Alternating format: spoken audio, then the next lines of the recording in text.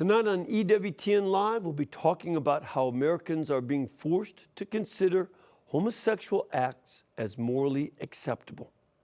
It's an important conversation, but it may not all be appropriate for some of our younger viewers. So we'll talk about what's facing our country and our faith tonight. So please stay with us.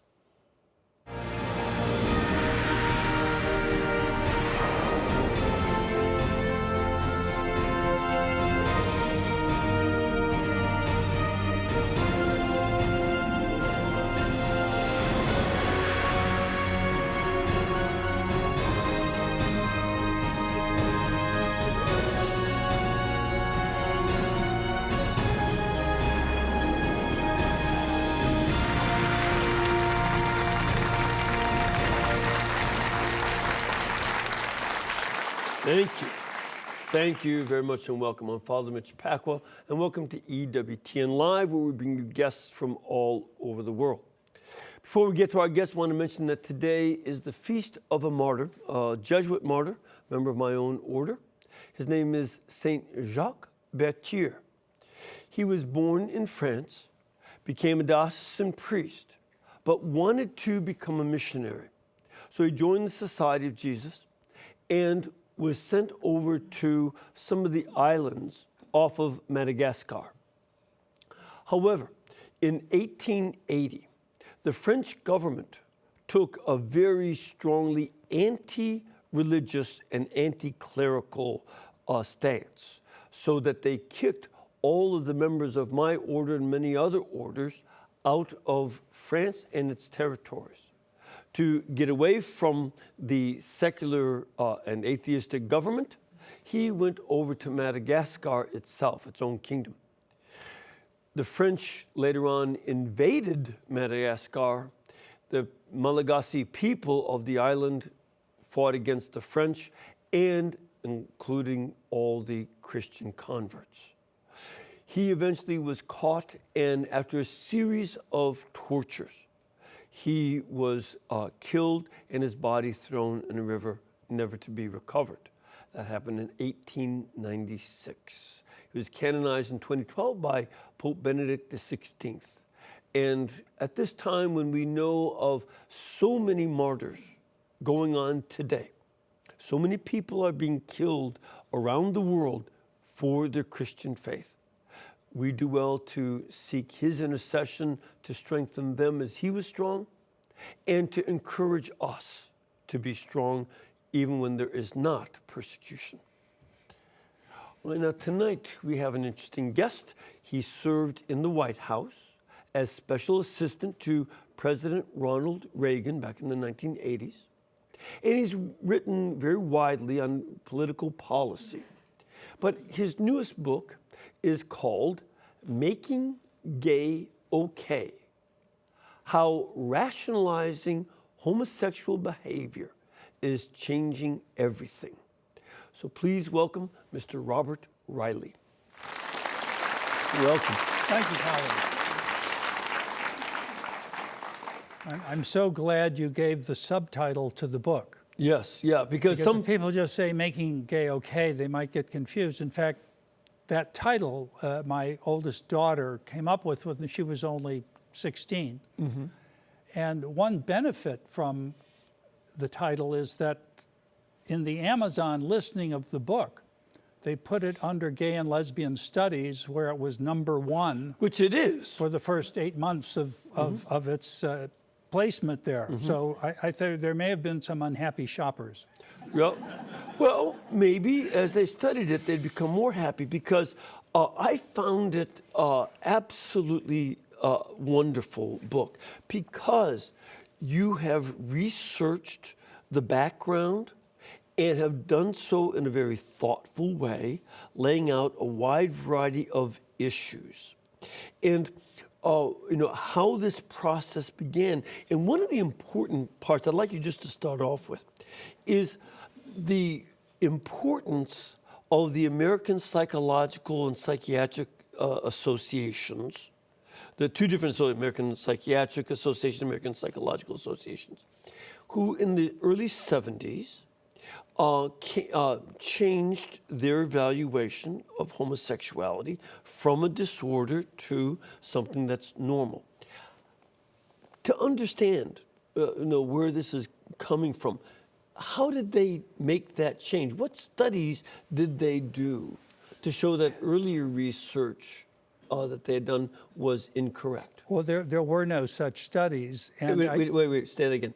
There were no such studies overthrowing prior research showing it to be a profound psychological disorder. So it was a they didn't do this with any studies? No, it was a political change. And I think what we have to do is understand this within the context of the rationalization for homosexual behavior as it marched through the various institutions of American society. But you are right to point to the American Psychiatric Association as a prime target because it was listed in the DSM, the Diagnostic and Statistical Manual used by all psychiatrists in the United States. And there it is. It's down there as this profound psychological disorder.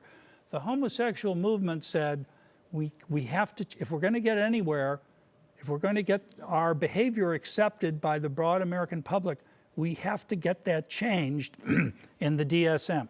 So they waged a campaign within the organization, pressure from without it, and as part of this campaign, the incoming president of that association, by the way, was himself an active homosexual, though closeted at the time. Mm-hmm. And there were other members of it who also who wanted to see this rationalization for their sexual misbehavior codified in a favorable way and removed as a psychological disorder. The way it was done was through, you're from Chicago, so you know the word clout. It was done through political clout. It wasn't done through science. Even some homosexual psychiatrists and scientists said, this was the wrong way to do it. This is not science. This is just political muscle.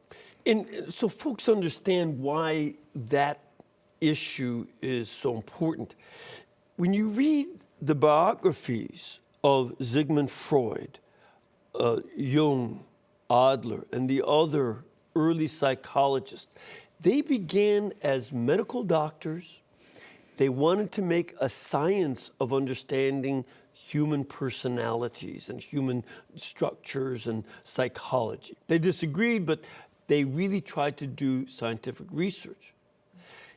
For them, for the Psychiatric Association to make a decision with no psychological study to back it up is undercutting everything that they've got. Yes, it is. And some psychiatrists said that at the time, but this is all part of making gay okay. Mm-hmm. You had to remove the onus of that characterization of it as a profound psychological disorder, which of course it continues to be. But the larger impetus behind this is this engine of rationalization with which we are all familiar because we've all done something that's wrong. Mm-hmm. And as Aristotle explained in the Ethics and the Politics, a human being's incapable of choosing something unless they present it to themselves as a good. Mm-hmm. So even if we're choosing something we know that's evil, we'll fool ourselves. We'll say, actually, this is good. It may be someone else's property, but I need it more, or he doesn't love his wife and I do. We excuse ourselves with this rationalization. Now, what usually happens... Which, by the way, rationalization is one of the classic psychological defense mechanisms Freud had identified. Absolutely. And what often happens is that conscience intervenes and moral reality is restored when the person himself or herself acknowledges, that what I did there was wrong. Mm-hmm. I shouldn't have taken that man's wife. I shouldn't have taken that person's property. I was fooling myself. Mm-hmm. And they are contrite. They try to make restitution, and the moral order is once again acknowledged and restored. But if you base your life upon a moral disorder, if for instance, you're going to be a professional thief, or if you're an active homosexual whose life is centered around sodomy, then you have to create a more permanent rationalization that keeps your conscience from intruding and rebuking you. But of course, reality is still out there, so you have to build a very thorough rationalization to withstand these pressures. And the other thing you have to do is universalize the rationalization. In other words, if other people don't accept the excuses you have made for yourself to engage in this evil behavior, they could rebuke you. They could say, I'm sorry, that isn't your wife, or, sodomy is an evil act. And you have to be able to shut them up in order to ensure the security of your rationalization. And this is the engine of the culture war, to put forth this rationalization, to seize the culture with it, the Psychiatric Association, the educational institutions, the Boy Scouts, the U.S. military, the courts, until we reach the stages we have today with dear Justice Anthony Kennedy saying same-sex marriage is a civil right.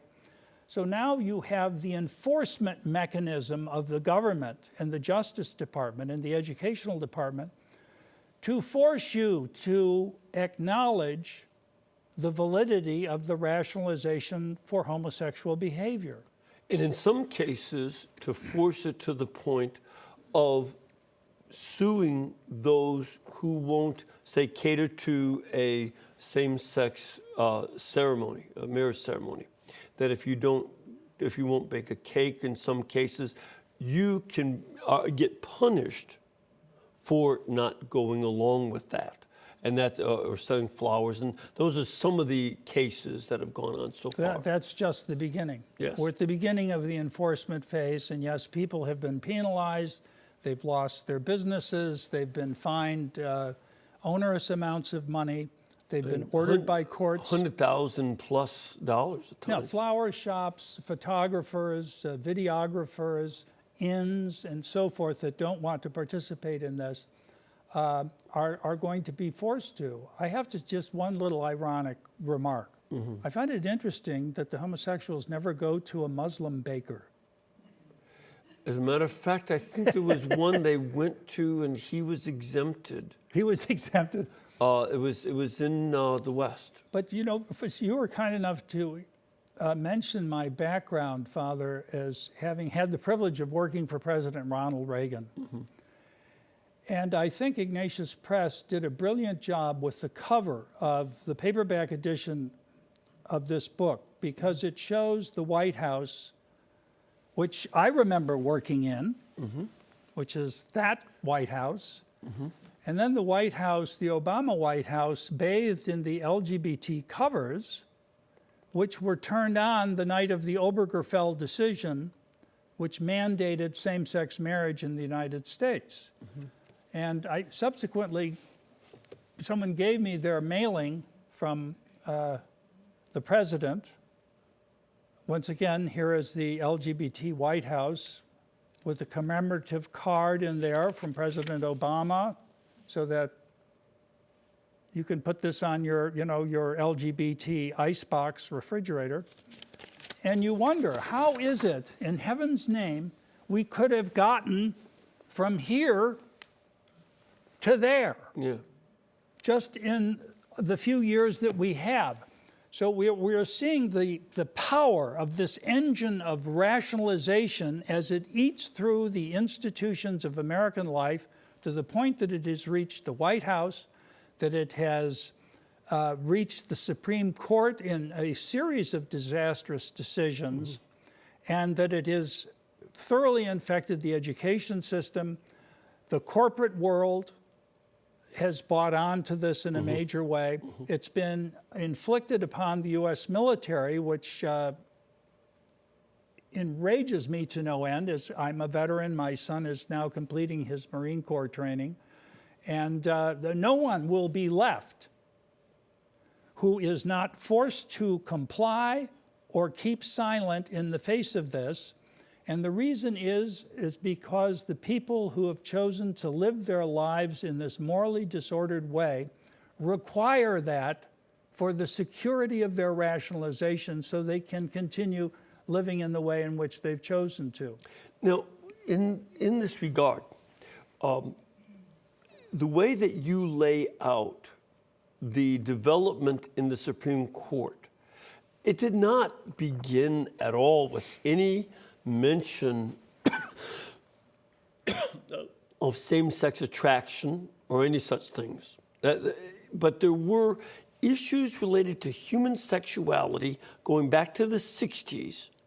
And from that point forward, it's been a steady progression that led this. Could you lay that out just a little bit so we understand what is at stake in the mind of the Supreme Court? I think that's an excellent point, Father. And another question that often arises is, how did this, there aren't many homosexuals. According to the Centers for Disease Control, maybe 2% of the population. Yeah, somewhere just a little bit under 2%. So how could such a tiny proportion of the population have its case made in this way? And the answer is rooted back in the sexual revolution from the 1960s, where heterosexual moral disorders were embraced and rationalized. And first, a whole host of those were rationalized, and only later were the homosexuals able to sort of ride that rationalization in the way in which they have. And if I could even add that is the disordered heterosexual, the breakup of marriage beginning with 65, the no-fault divorce, and also just people living together, beginning with the sex revolution of the late 60s. You have to really go back to the report on male sexuality in 1948 that was done by the University of Indiana professor. Alfred Kinsey. And that Kinsey's report then on female sexuality 4 years later, that is what set the stage, saying that gave the rationalization from a horrendously flawed scientific perspective that led to the disorder in heterosexual and same-sex attraction. Well, I think so. The logic works this way. If you'll support the rationalization for my sexual misbehavior, I'll support your rationalization for your sexual misbehavior. And what you find is many heterosexuals who have compromised their sexual behavior morally don't have a foot left to stand on when it comes to addressing the immorality of homosexual acts. But more, Father, specifically to your point on the Supreme Court decisions which have steadily eroded the morality of sexual relations in the United States by separating sex from diapers. And this began in the 60s in the Griswold versus Connecticut decision, in which the court ruled against Connecticut's laws against contraception, saying, well, this married couple, they should be able to get contraception. In the privacy of their home. In the privacy of their home, yes. This was privacy. And then this goes to... And just with that, your line in the book about the origin of the right to privacy. How, do you remember the quote that you gave from the Supreme Court? That it's found in the penumbra of the emanations that flow from the Bill of Rights. What does that mean? Exactly. Yeah, it doesn't mean anything. It's completely manufactured. There is no right to privacy in the Bill of Rights, is there? No, it's totally manufactured, and of course this was carried over into Eisenstadt versus Baird, which followed the logic of this. If contraception is okay, if you can short circuit the generative part that's so essential to sexual acts, well, don't unmarried people have a right to this contraception too? Mm-hmm. And sure enough, in Eisenstadt versus Baird, the court said absolutely. All these adults have rights to obtain these contraceptives. And that certainly helped fuel the sexual revolution. It was essential to fueling the sexual revolution to separate sex from diapers. Otherwise, you're stuck with that baby, right? So the next question arose, well, what about minors? Don't they have any rights? And sure enough, in the, I think it was Kerry versus Population Services, absolutely. Minors have rights to obtain contraceptives. So now everyone has a right to the contraceptive. And just so that folks understand how that right gets lived out, in one of the public schools in New York City, there was a cookie jar with prophylactics available to any student that came in there. And now, of course, abortifacients for minors as well as contraceptives. But the attendant question is then raised, what if your contraceptive fails and conception takes place anyway? As happens in 10 to 15% of the times. But you didn't intend that. That's why you were using a contraceptive to avoid it. So ought you to be penalized with the burden of this child because your contraceptive failed? And that, of course, is the notorious Roe v. Wade decision in which the court decides, oh, no, absolutely, you shouldn't be penalized by that. Let's penalize the unborn child by aborting it. And that was what the president said. President Obama said that he doesn't want his daughter punished by having a baby. Right. So the virtual reality created by the rationalization for this sexual misbehavior is more powerful than the actual reality of this baby who is killed through the strength of the rationalization for the sexual misbehavior. So adding on to this comes the Casey versus, excuse me, if I just refer to my note here.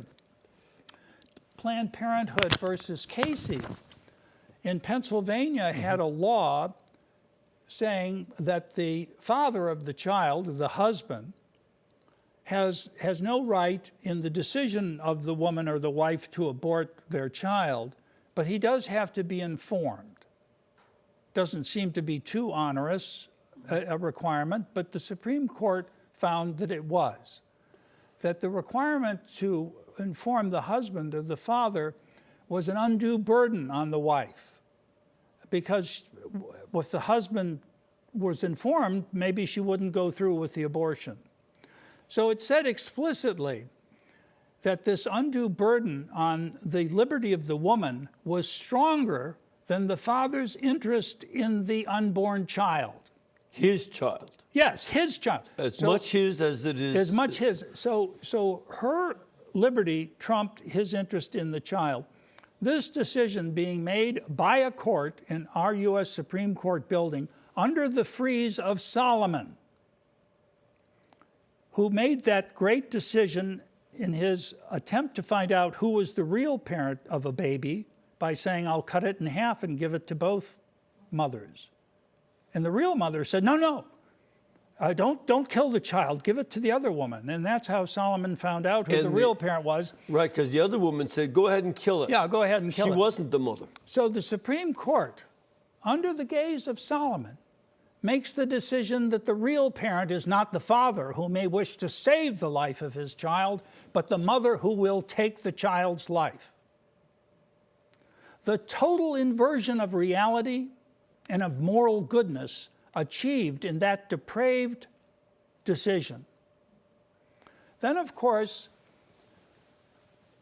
subsequent decisions which further separate sex from diapers was the Lawrence versus Texas case in 2003, in which, once again, Justice Anthony Kennedy discovers that somewhere in a penumbra, there is a right to sodomy in the U.S. Constitution, or the Bill of Rights, and due process, and equal treatment before the law, and that the Texas men who engaged in this act and pled guilty to it, according to a Texas law, the Texas law according to which they were found guilty, was unconstitutional,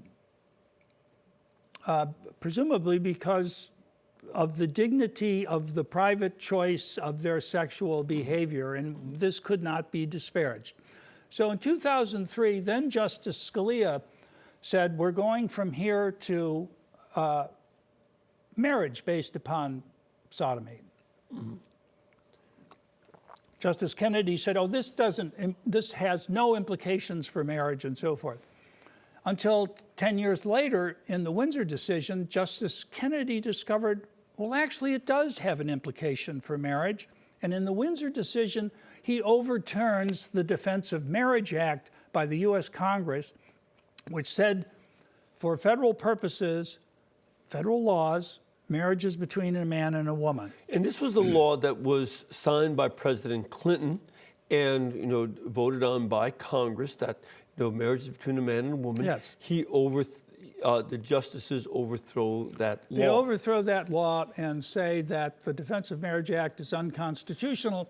So we knew the final shoe was going to drop, which it did in the Obergefell decision, in which Justice Kennedy overthrew all the constitutions and laws within the United States that defined marriage as being between one man and one woman.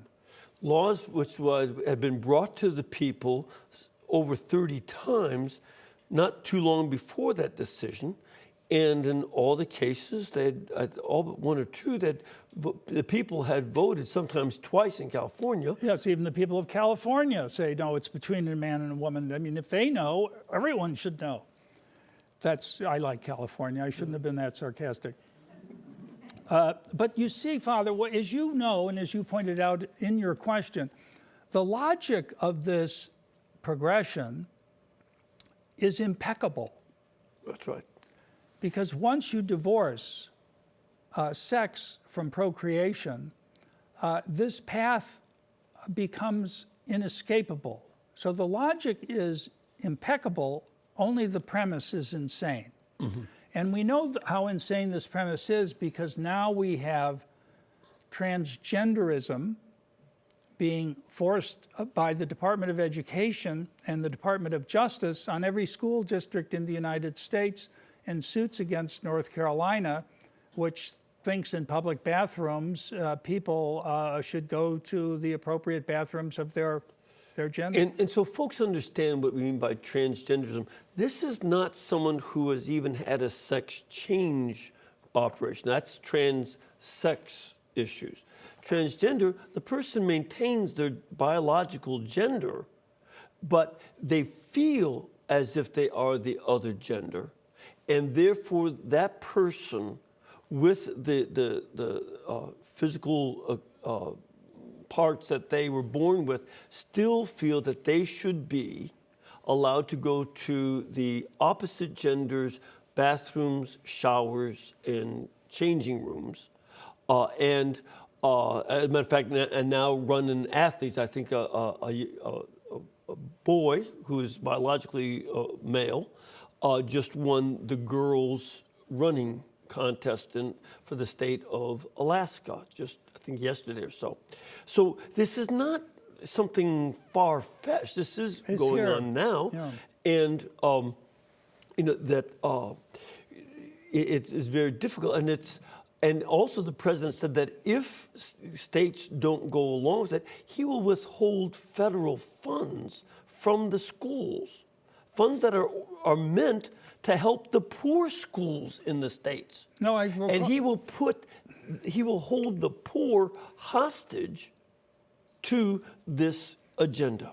There was a meeting of the school board in the county in which I reside, in Fairfax, in Northern Virginia, in which the majority of the board had voted to go along with this sexual disorientation. And a friend went, and I said, please, if you have a chance, ask the board that if in the course of the evening's meeting any of them felt the call of nature, would they have any question as to when they go out in the hallway to head for the boys' room or the girls' room? And if they didn't, why would they inflict that kind of confusion on our children? Yeah. Nonetheless, the board votes Only 2 voted against this ridiculous proposition. When I asked, how could adults do that? The answer came back, Title IX. They would imperil the federal funding for the school district. So, Father, when we mention the enforcement of the rationalizations for this misbehavior, we see the instruments for that enforcement being used in this way. I was about 12 years old when President Kennedy had said, we'll put a man on the moon in 10 years.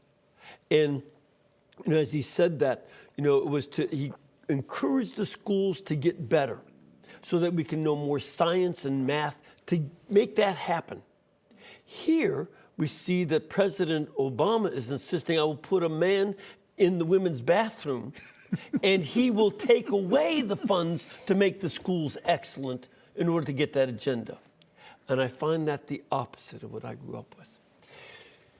Let's take a break. We'll be back in just a couple minutes with your questions and comments from our studio audience, so please stay with us.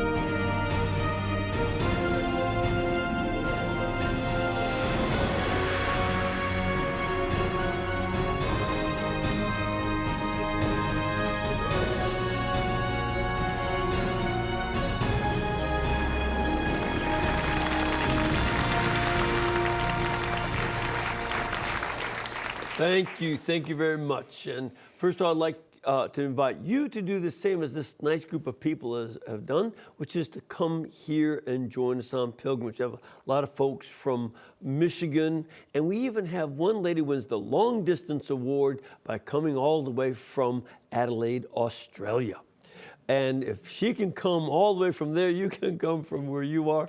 Please come and join us. Call our pilgrimage department at 205-271-2966. Or you can go to the website EWTN.com, and they'll give you information on scheduling of masses, programs, directions to Huntsville, and places to stay and eat. Ready for some questions? Absolutely. Let's get you up. Start with Paul. Hello, Paul.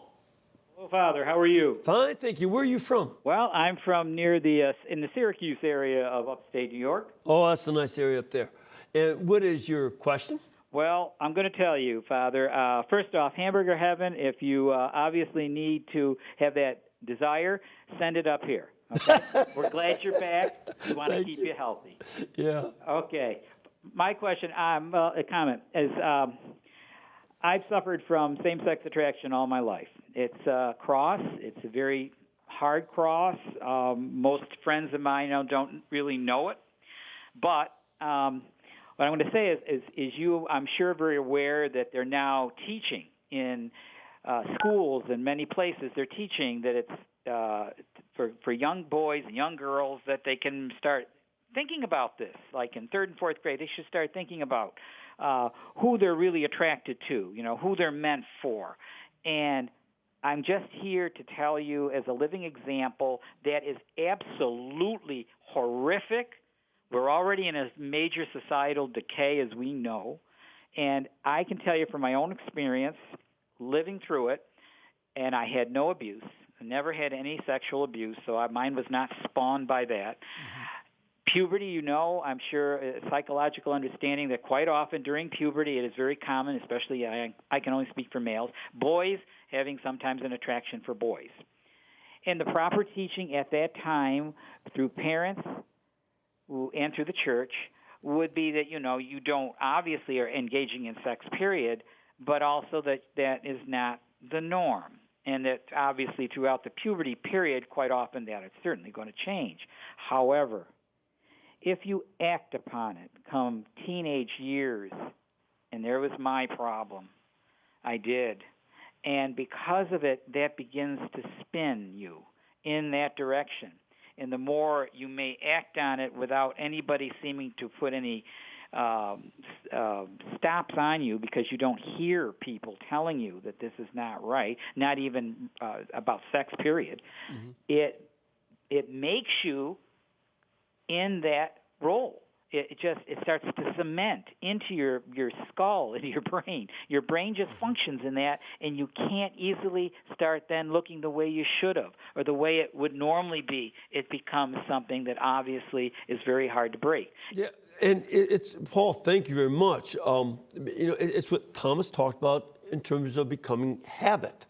Yes, You can build good habits, but also habits that are not good. But I think I'd like to say, in reaction to the excellent remarks you made, that it is an act of condescension to active homosexuals to not tell them that what they're doing is wrong. It's a lack of respect for them as human beings not to tell them that. It is not a warm and fuzzy embrace of you're okay and I'm okay. It's participating in the lie that they're telling themselves. And I also want to just briefly mention the wonderful organization Courage, which is the Catholic organization to minister to homosexuals and lesbians, people struggling with same-sex attraction, not necessarily that they can change from that, but helping them to live chaste lives, as we're all called in whatever station of life we are, to live chaste lives. And this group is a truth-telling, compassionate Catholic group, Father, that I'm sure you know. Matter of fact, we've had Father Chuck, who's the head of Father it. Chuck. He's been on this program. And I bet EWTN has shown the gloriously beautiful documentary they produced called The Desire of the Everlasting Hills. Yes. And anyone who wants to know more about this or wants to see the beauty of reality returning to the lives of people who have lived as active homosexuals and lesbians, to returning to the moral order to discover Christ's infinite love and mercy for them. That film is one of the greatest advertisements for confession I have ever seen in my life. And it's important to know, because the politicians make this a buzzword. Well, people should be able to love whom they want. Absolutely right. You want to love people of the same gender. Most people have friends of the same gender, and most people have friends of the opposite gender. But loving them is not the same as engaging them in sexual behavior. That's not necessarily love. And oftentimes, engaging somebody of the opposite gender can also be a non-loving action, as in, say, adultery. So this is not, love is not defined by sexual expression. It is something that is another kind of acceptance of other persons on a variety of levels, and of giving yourself to them without necessarily that kind of Well, I recall Vice President Biden saying it's all a matter of who you love. And I thought when I heard that, it's both substantively and grammatically incorrect. Because it should be whom you love, not who you love. Right. Otherwise, you end up with two subjects and no object, which is the problem with what he was promoting. I think the key in looking at the love that a person may have for another person is that if it's going to be expressed sexually, and it can be neither unitive nor generative, then it is not spousal love.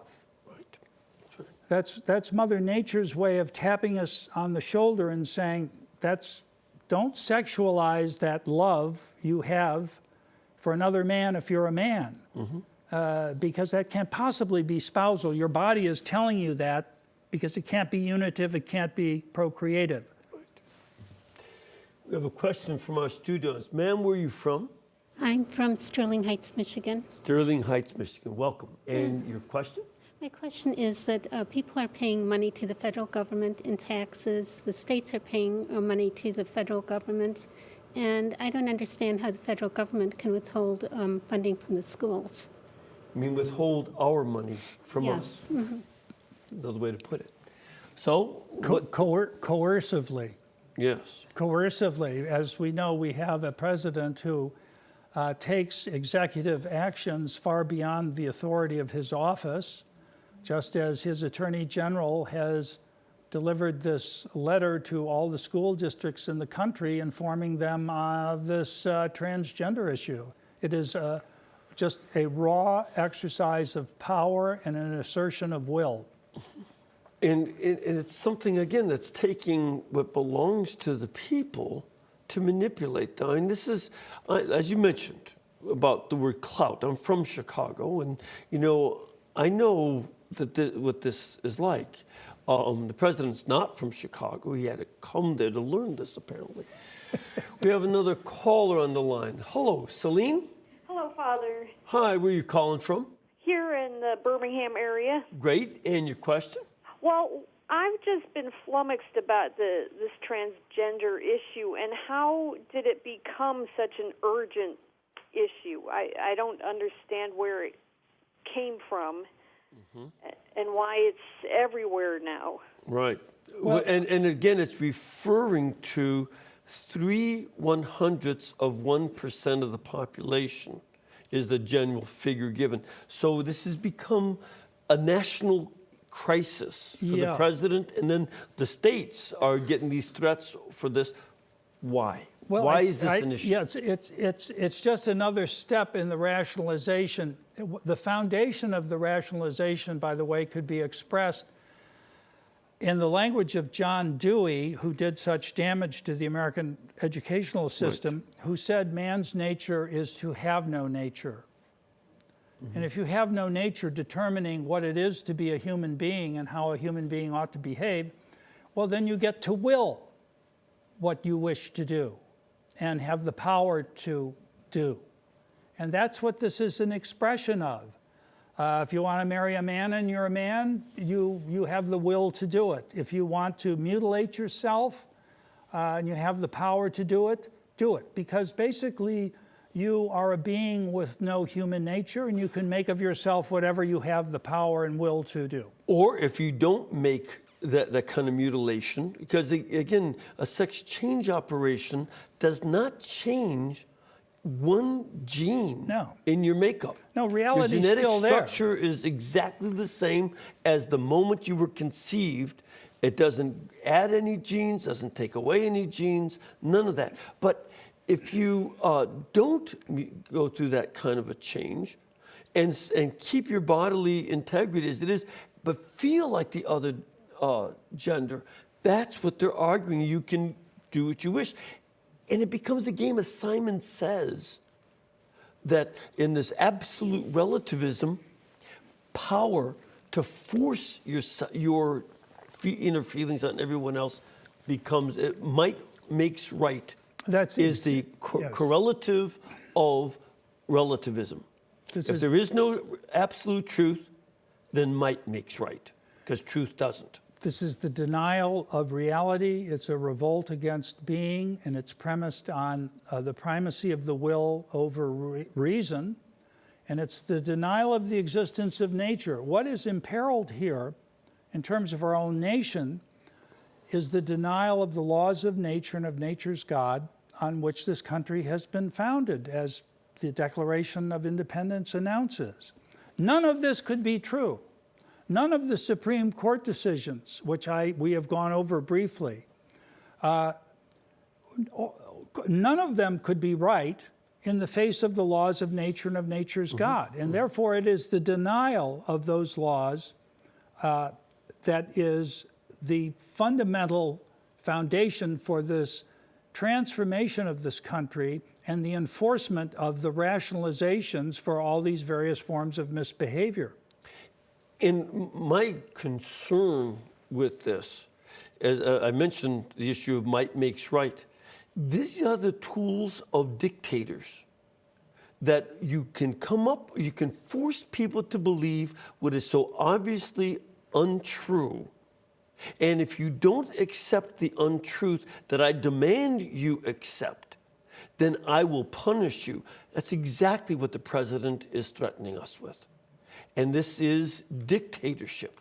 Well, it's like in Soviet Union. this is as John Stossel, the famous TV journalist, said. This began as tolerance, and now it's totalitarianism. Exactly. We have a question from our studio audience. Ma'am, where are you from? I am from Gladwin, Michigan. Good to have you here. Welcome. And your question or comment? My question is this. When you hear all about the gay agenda being implicated today, what can my generation do to fight it? Good question.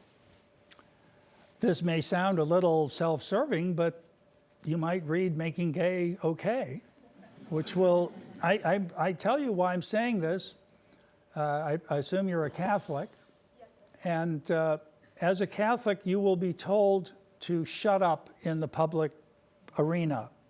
That's your private belief, go home and practice it, but don't bring it to the public space here. We're not, as Obama said, a Christian nation. So what I have attempted to do is give the most powerful arguments for reason against this, going back to the origins of philosophy in ancient Greece through to today,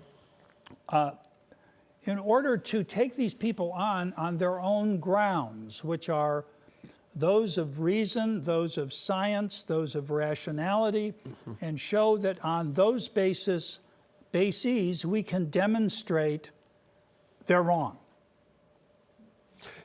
One of the I would add, as a matter of fact, I would say generalized.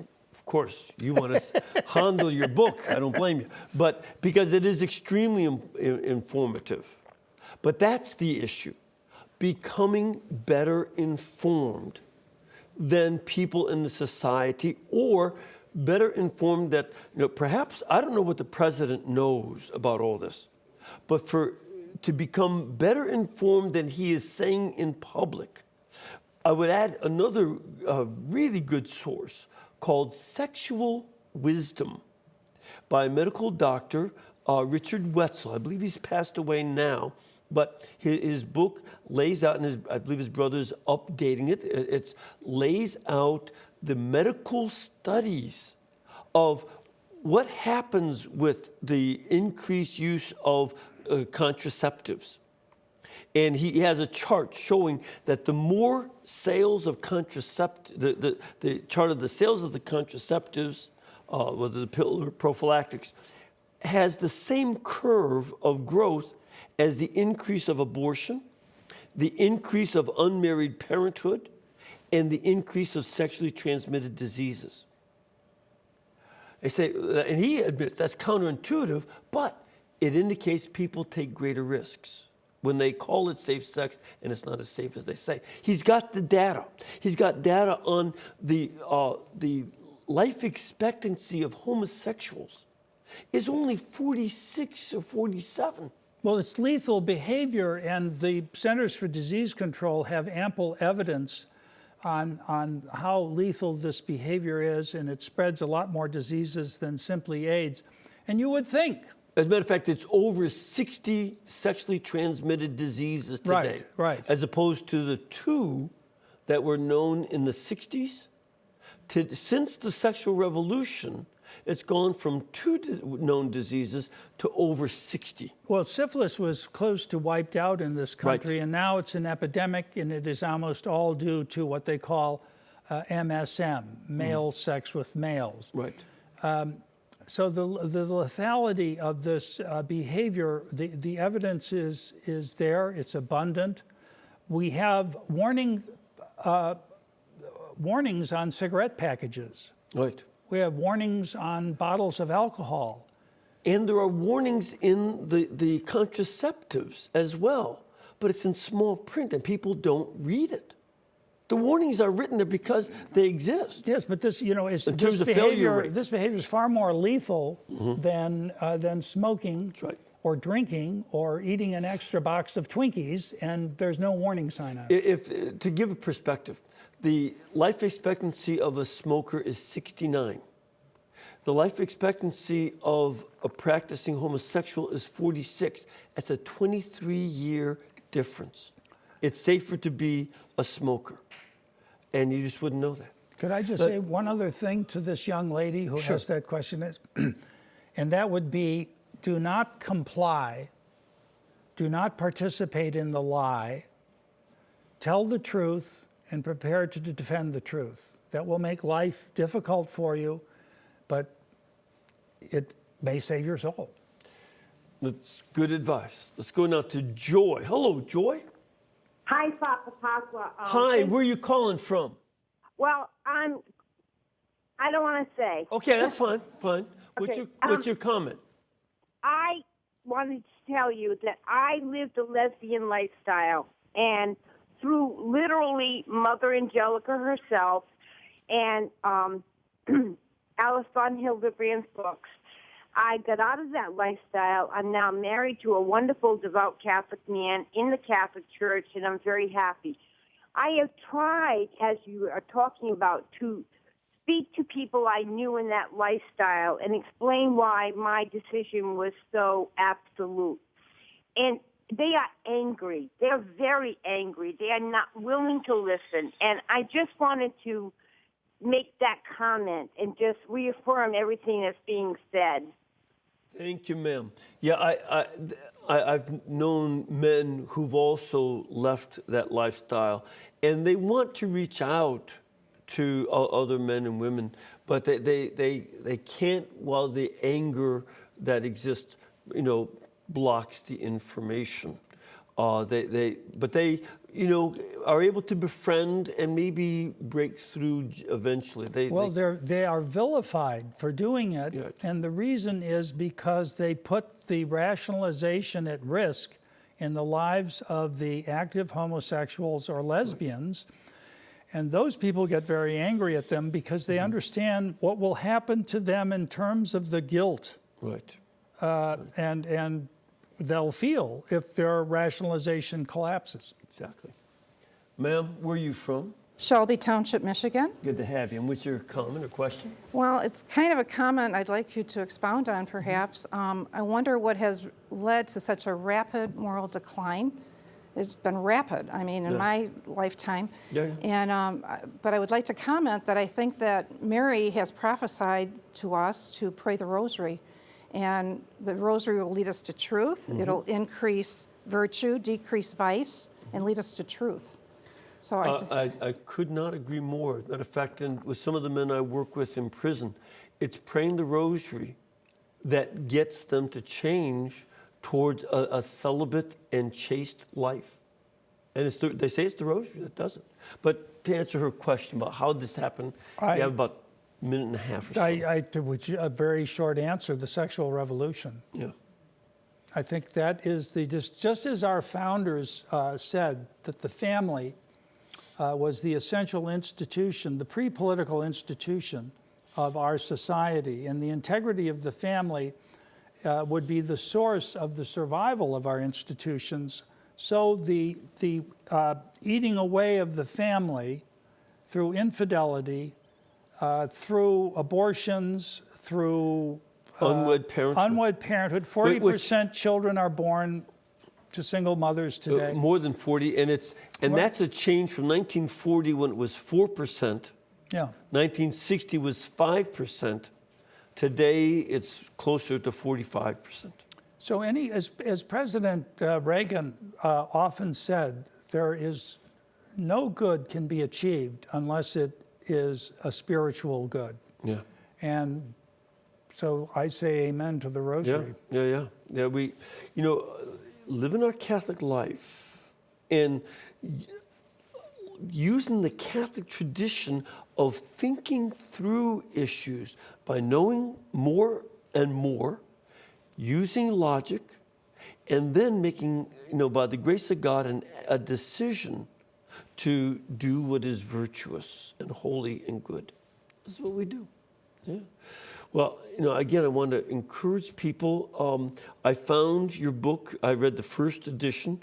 Second edition has, a little afterward to give more information.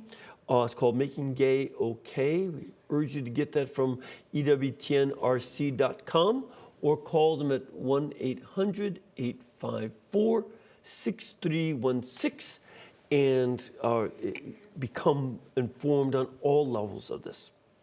Again, thank you, and may Almighty God bless all of you and keep you, cause His face to shine upon you, and lead you by His joy into the fullness of His truth. The Father, the Son, and the Holy Spirit. Amen. And again, we can do this program and all the other programs that we do only because you make it possible. So, because Mother's set up this network to be brought to you by you, we ask that you please remember to keep us in between your gas bill, your electric bill, and your cable bill. And God willing, we'll keep on paying all of our bills too. Thank you and good night.